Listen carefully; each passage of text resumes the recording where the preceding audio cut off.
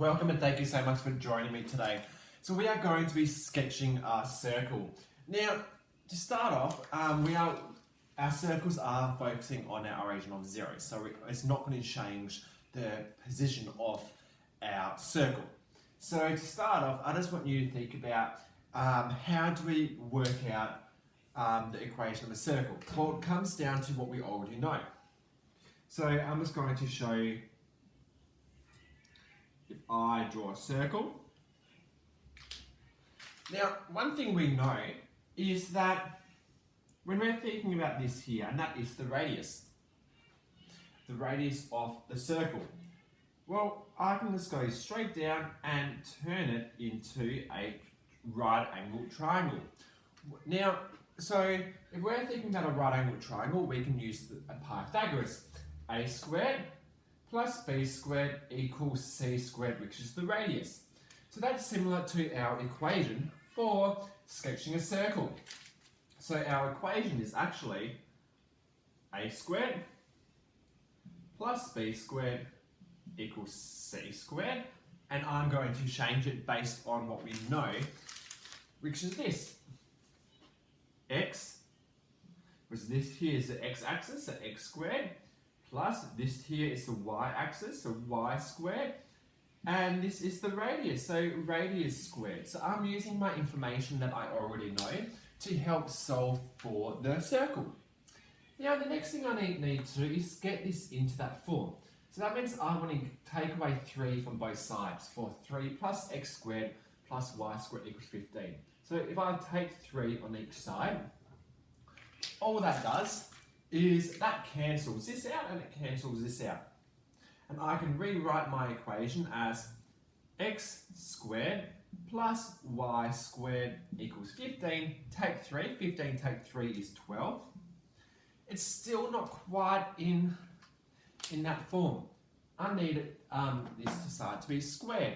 So I square root it and I square it, because they cancel each other out. They're the opposites.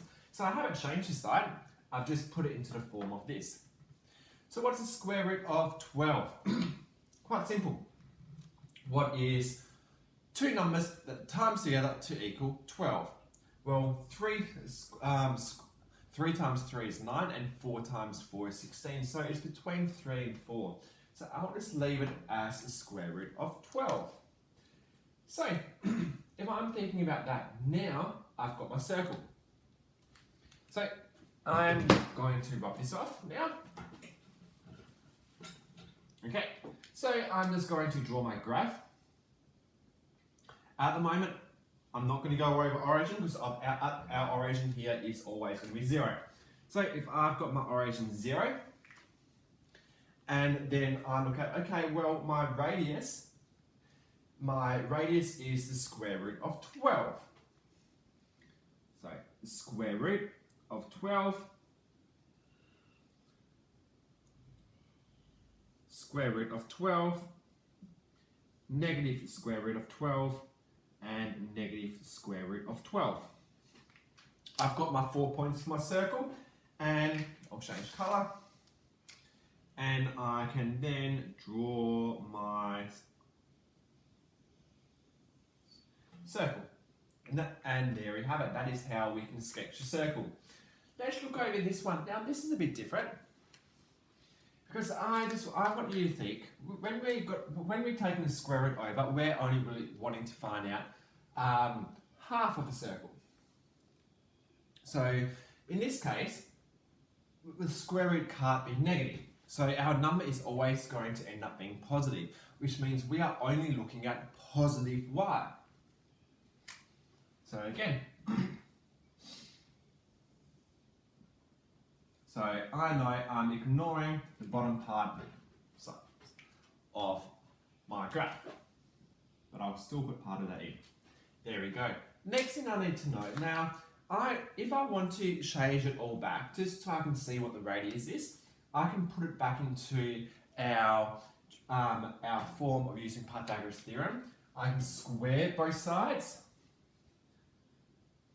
Y squared equals 4 minus x squared. Now, remember, if we take this over, we've got x squared plus y squared equals 4. Well, the radius would have been needs to be squared. So just like before,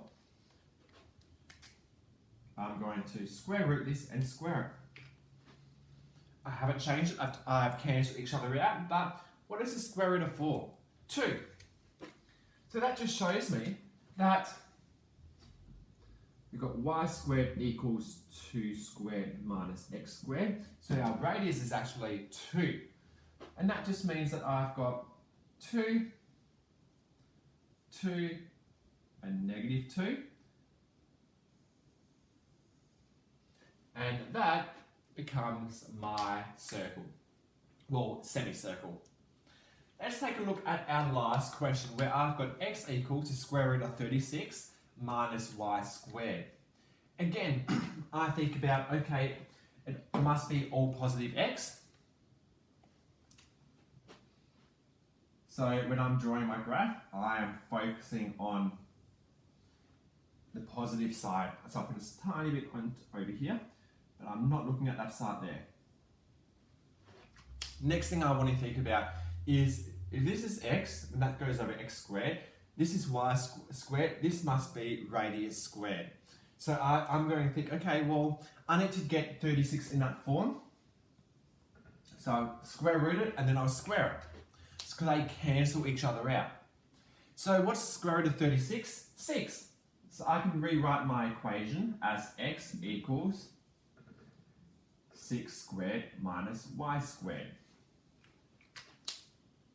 Now I've done that, I know my radius is 6. And because I know my radius is 6, I know that I'm going to have 6 here, 6 here, and negative 6 over here. The whole time my x is positive. And I'm going to draw my graph. And there you have it. That is my semicircle. So there you have it. That is how we are able to draw sketching only a semicircle as well as sketching a circle. But that is all when the origin is 0. Really hope that helps you understand how to sketch a circle. If you need any extra help, message me and I'll get back to you.